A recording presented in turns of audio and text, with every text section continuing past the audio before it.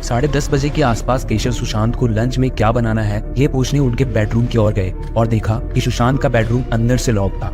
ये सोचते हुए कि सुशांत सो रहे होंगे, केशव ने सिर्फ एक बार डोर नॉक किया और वापस किचन में चला गया। लगभग 11:30 बजे सिद्धार्थ और दीपेश जब सुशांत के रूम पे गए तो उन्होंने भी रूम को लॉक पाया और कई बार जोर जोर से नॉक करने पर जब उन्हें कोई भी जवाब नहीं मिला तो उन्होंने एक चाबी बनाने वाले को बुलाया। पर यहाँ ध्यान देने वाली बात यह है कि लॉकडाउन के समय उन्हें 5 मिनट में चाबी बनाने वाला मिल कैसे गया। चाबी वाले ने लॉक देखकर बताया कि इसकी चाबी बनाने में 1 से 1.5 घंटा लग जाएगा, इसलिए उन्होंने दरवाजे का लॉक तोड़ दिया और तुरंत ही केशव चाबी वाले को छोड़ने चला गया। इधर सिद्धार्थ पिठानी ने जैसे ही गेट खोला, दीपेश और नीरज भी उसके साथ अंदर गए और उन्होंने वहां सुशांत सिंह राजपूत की बॉडी को पंखे से झूलते हुए देखा। सिद्धार्थ ने चाकू की मदद से फंदा काटा और सुशांत की बॉडी को बेड पर लिटा दिया और फिर पुलिस और सुशांत की बड़ी बहन मीतू सिंह को कॉल करके वहां बुलाया। लेकिन इनकी स्टोरी के अकॉर्डिंग अगर हम सुशांत के रूम, बॉडी और अपार्टमेंट की जांच करें तो ये केस मर्डर जैसा दिखने लग जाता है। पहली बात ये कि सुशांत के बेड और पंखे के बीच की दूरी 5 फीट 11 इंच थी और सुशांत की हाइट थी 6 फीट। सुशांत की एक आंख पर काला निशान था और उनकी कई हड्डियां भी टूटी हुई थी, जिसका खुलासा उनकी डेथ के 2 साल बाद इस इंटरव्यू से हुआ। मेरे को अलग अलग ढंग से मतलब पैर में, हाथ में, मतलब बॉडी में मार कैसा, अभी देखो अभी मारते वक्त तो उसको कुछ कैसे मारे वो मैं बता नहीं सकता। मैं सर से बात करने गया, भाई सर इस तरह अलग केस दिख रहा है। साहब बोले अपन बाद में डिस्कस करिए, थोड़ा ऐसा इग्नोर किया, समझ में आया। अभी इस वक्त मैं इसलिए बता रहा हूँ कि अगर वो फ्रैक्चर था तो ऐसा आदमी ऐसा खुद को के टाइम ऐसा कर नहीं सकता, इस वजह से। और जो मार्किंग मैंने बताया वो भी नहीं हो सकता। और हाँ, अपार्टमेंट के सारे सीसीटीवी कैमरास बंद क्यों थे, लेकिन फॉरेंसिक और पुलिस की रिपोर्ट ने इस डेथ को सुसाइड का नाम दिया। पर फैंस और पब्लिक को ये बात कुछ जची नहीं और इसी पब्लिक प्रेशर के चलते ये केस सीबीआई को सौंप दिया गया। पर सीबीआई ने भी इस केस को ड्रग्स और डिप्रेशन से रिलेट करके सुसाइड बताया। लेकिन सुशांत की फैमिली को पुलिस, सीबीआई और हॉस्पिटल की रिपोर्ट पर भरोसा नहीं होने पर उन्होंने पटना पुलिस के पास रिया चक्रवर्ती और उसके भाई शौविक चक्रवर्ती के खिलाफ एफआईआर दर्ज कर दी। और जब पटना पुलिस की टीम इस केस की जांच करने के लिए मुंबई पहुंची तो उनका टाइम वेस्ट करने के लिए उन्हें 14 दिन के लिए क्वारंटाइन कर दिया गया और उनको केस के प्रॉपर डॉक्यूमेंट्स भी नहीं दिए गए। यहाँ तक कि जब उन्होंने सुशांत की एक्स मैनेजर दिशा सालियान की मौत की केस फाइल मांगी तो मुंबई पुलिस और सीबीआई ने कहा कि वो उनसे गलती से डिलीट हो गई है। ये दिशा सालियान सुशांत सिंह राजपूत की टैलेंट मैनेजर थी, जिनके बॉलीवुड में काफी क्लोज कॉन्टेक्ट्स थे और वो बॉलीवुड की बड़ी बड़ी पार्टीज में भी रेगुलरली जाया करती थी, जिसकी वजह से उन्हें बॉलीवुड इंडस्ट्री के काफी डार्क सीक्रेट्स भी पता थे।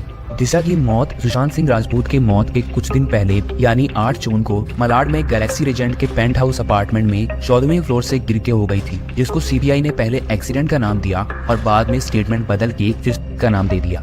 लेकिन सोचने वाली बात यह है कि अगर कोई इंसान एक्सीडेंटली या सुसाइड की वजह से नीचे गिरेगा तो वो सीधा नीचे आएगा, लेकिन दिशा की बॉडी बिल्डिंग के कंपाउंड के बाहर पड़ी थी।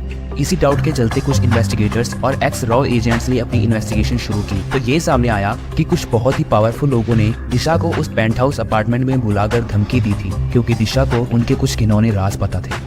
हम नाम तो नहीं ले सकते, लेकिन उनमें से एक बहुत पावरफुल पॉलिटिशियन और एक नामी ग्रामी एक्टर का बेटा था जो कि पहले भी एक और बॉलीवुड एक्ट्रेस के मर्डर में इन्वॉल्व था। इनके अलावा दिशा सालियान का एक बहुत ही करीबी दोस्त भी मौजूद था और उसके फियांसे रोहन के साथ साथ कुछ और लोग भी उस फ्लैट में मौजूद थे। और इन्हीं 4 पावरफुल लोगों ने दिशा के साथ जोर जबरदस्ती करके उसे 14वें फ्लोर से नीचे फेंक दिया। दिशा के साथ जिन्होंने ये किया वो सभी कई इलीगल बिजनेसेस में इन्वॉल्व थे और अगर दिशा ये सारी इंफॉर्मेशन लीक कर देती तो बॉलीवुड और पॉलिटिक्स से जुड़े कई लोगों का करियर दांव पे लग जाता।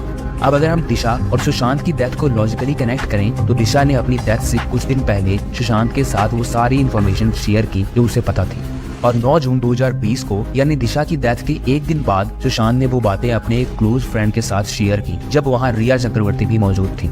लेकिन सुशांत को ये बिल्कुल भी पता नहीं था कि उसका वो क्लोज फ्रेंड और रिया का भाई शौविक भी उस पार्टी में मौजूद था जिसमें दिशा की डेथ हुई थी। कहा जाता है कि रिया ने अपने भाई को बचाने के लिए अपने एक बूढ़े मित्र जो बॉलीवुड के जाने माने फिल्म मेकर और प्रोड्यूसर हैं उनके साथ ये सारी बात शेयर की।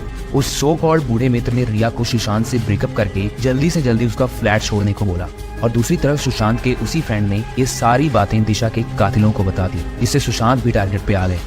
10 जून से लेकर 13 जून के बीच सुशांत ने लगभग 50 सिम कार्ड चेंज किए क्योंकि उन्हें लगातार धमकी भरे ब्लैकमेलिंग कॉल आ रहे थे। इसके साथ ही सुशांत एक मीडिया कॉन्फ्रेंस भी करना चाहते थे। यहाँ ध्यान देने वाली बात यह है कि सुशांत के नए सिम कार्ड्स का नंबर ब्लैकमेलर्स के पास कैसे पहुंच रहा था।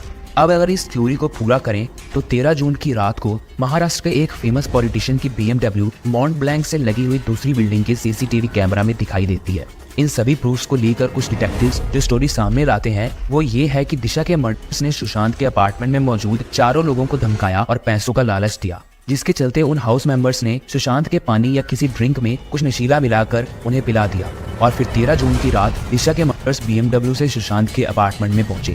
नशे में चूर सुशांत के साथ मारपीट करने के बाद उसके कुत्ते के पट्टे का इस्तेमाल करके उनका गला काट दिया गया और सुशांत की बॉडी को उनके बेडरूम के पंखे से लटकर रूम को बाहर